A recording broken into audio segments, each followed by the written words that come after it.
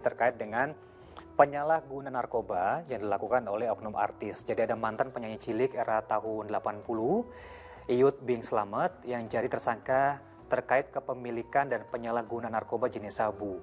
Dari hasil penyelidikan, Iyut diketahui telah menggunakan barang haram itu sejak tahun 2004 lalu.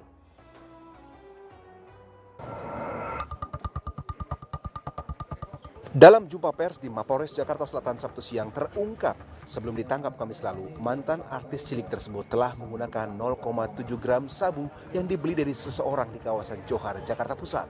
Di lokasi penangkapan, polisi mendapati sejumlah barang bukti berupa 2 alat hisap sabu, 2 korek api, 1 klip plastik sabu bekas pakai, serta 1 telepon genggam.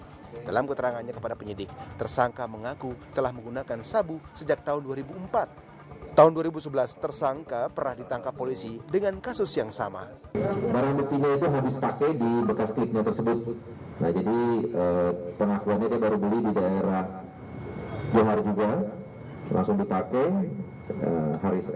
Setelah dipakai hari Selasa dipakainya, hari Kamis kita tangkap. Selasa dipakai, beli, Selasa sama Rabu, Kamis ditangkap. Barang bobot sabunya berapa nih? Kalau yang dibelinya itu adalah 0,7 gram.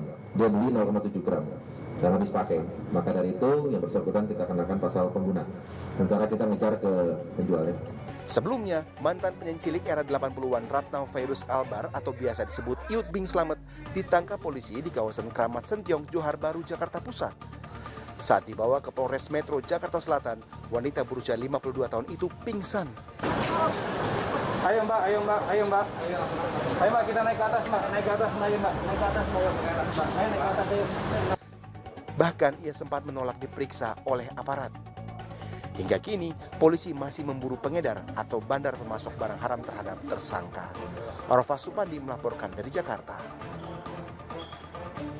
Rasanya teman-teman aparat sudah cukup maksimal dalam memberantas narkoba. Meski belakangan masih saja terus terjadi, terus terungkap teman-teman musisi juga seniman lain. Kalau dari kita sendiri, sisi kita sendiri, yang perlu kita lakukan bersama untuk memberantas penyalahgunaan narkoba ini apa, Ustaz?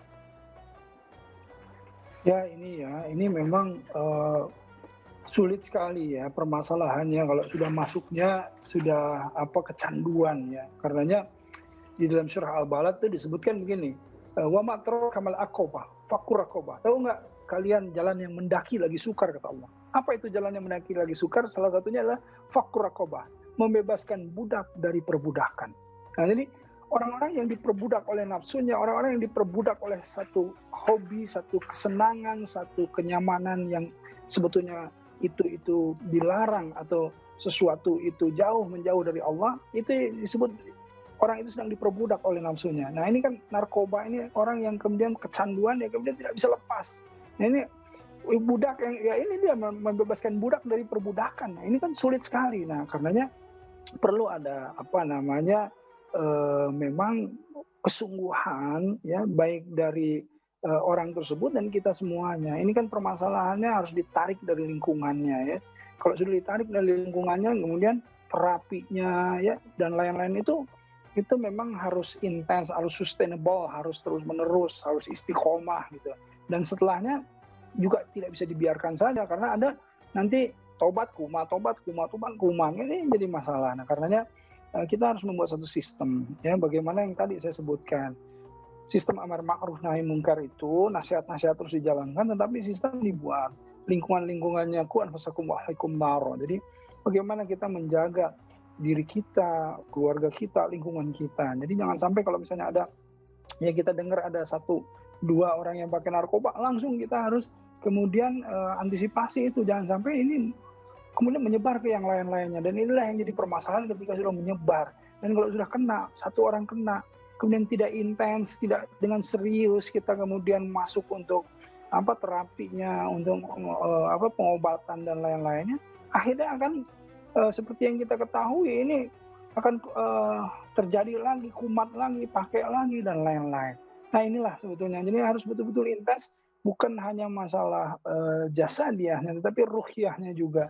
Dan ini kalau misalnya di kepesantrenan yang kita ada metode-metode khusus untuk ini ya, metode-metode yang kita sebut dengan masuk ke dalam daurah, kita kemudian ini kan dengan zikir dan lain-lain. Tapi ya tergantung kembali lagi kepada orangnya tersebut. Jadi emang harus dijauhi dalam keseharian sekalipun.